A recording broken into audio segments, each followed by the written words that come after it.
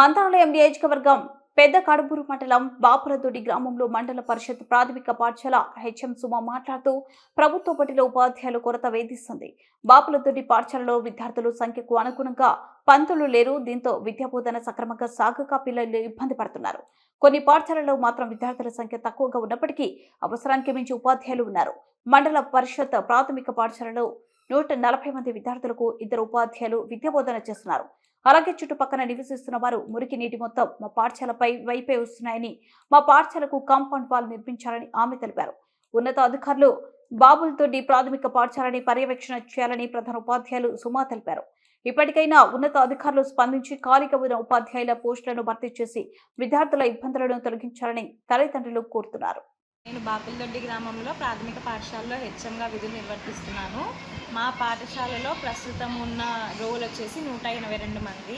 రెగ్యులర్గా మా స్కూల్కి 120, 140 అట్లా పిల్లలు హాజరవుతుంటారు. మేము మా పాఠశాలలో 2 టీచర్లు మాత్రమే ఉన్నాము ప్రస్తుతానికి. మాకు టీచర్ల కొరత అనేది ఉంది. పిల్లల్ని చూసుకోవడానికి చాలా ఇబ్బంది అనేది ఫేస్ చేస్తూ ఉన్నాము. అలాగే మా పాఠశాల పరిసరాలలో వచ్చేసి డ్రైనేజీ కాలువ అనేది కొద్దిగా ఇబ్బందిగా మారింది.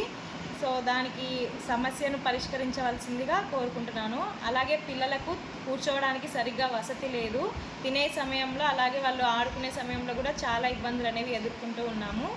నేను ఉన్న విషయాలన్నింటినీ సమస్యలని మీ ముందుకు తీసుకొస్తున్నాను. మీరు దానికి తగిన పరిష్కారాలు చూడాలని కోరుకుంటున్నాను.